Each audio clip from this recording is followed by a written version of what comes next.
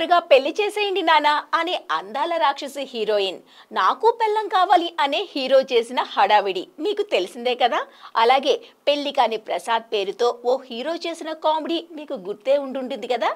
ఇండియాలో ఇలా పెళ్లి చేయండో అని మొత్తుకోవడం కామన్, కానీ కొన్ని దేశాల్లో ప్రభుత్వాలే పెళ్లి చేసుకోండో అని పిలిపిస్తున్నాయట. ఆ దేశాలేంటో, ఆ ప్లాన్లేంటో ఈ వీడియోలో చూసేసేయండి.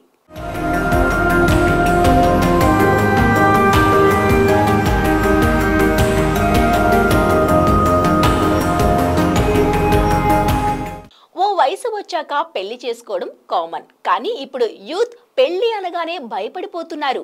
ఖర్చులు పెరిగిపోతాయని కొందరు, బాధ్యతల సుడిగుండంలో చిక్కుకుపోతామని మరికొందరు, స్వేచ్ఛ పోతుందని, గొడవలు తప్పవని ఇంకొందరు పెళ్లికి దూరం అవుతున్నారు. చైనా, రష్యాల్లో ఈ పెళ్లి భయం యూత్లో మరీ ఎక్కువగా తయారైంది. కానీ ఆ దేశాల ప్రభుత్వాలు ఆ భయాలు వదిలేసి పెళ్లి చేసుకోమని ఒకటే కోరుతున్నాయి. ఎందుకంటే ఆ దేశాల్లో వృద్ధుల సంఖ్య ఎక్కువగా ఉండటం, పెళ్లిళ్లు చేసుకొని యూత్ వల్ల జనాభా పెరగకపోవడం వాళ్ళను కంగారు పడేలా చేస్తున్నాయి.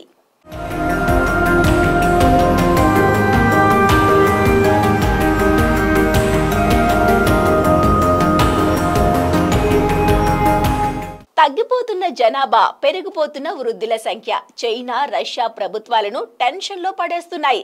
దాంతో వాళ్ళు యూత్ కి అనేక ప్రోత్సాహాలు అందిస్తూ త్వరగా పెళ్లి చేసుకుని పిల్లలను కనండిరా బాబు అంటూ ప్రచారాలు చేస్తున్నాయి.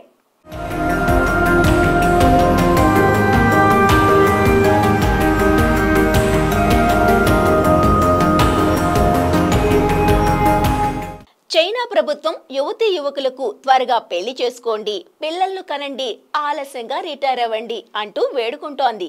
అలాగే రిటైర్మెంట్ వయసును కూడా పురుషులకు 60 నుంచి 63కు, మహిళలకు 50 నుంచి 55కు పెంచేసింది.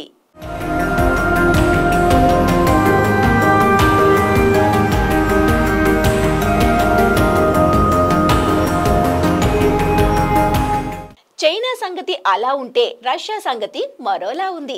అక్కడ తొలి కాన్పుకు 10 లక్షల రూపాయల నజరానా ఇస్తున్నారు. లంచ్ బ్రేక్ లో, కాఫీ బ్రేక్ లో ప్రేమించుకోండి, శారీరకంగా కలవండి, పిల్లలను కనండి అని రష్యా అధ్యక్షుడు పుతిన్ రష్యా యువకులను వేడుకుంటున్నారు. తన మాట ఒక్కటే సరిపోదని మత పెద్దలతో, యువకులు ఆరాధించే సెలబ్రిటీలతో కూడా ప్రేమ, పెళ్లి, పిల్లల్ని కనాల్సిన అవసరం గురించి ప్రచారం చేయిస్తున్నారు.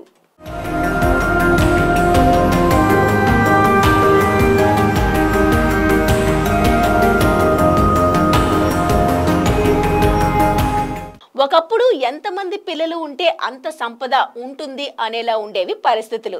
కానీ కాలక్రమేణా అది ఒకరు లేక ఇద్దరు ముద్దు అనేలా మారింది.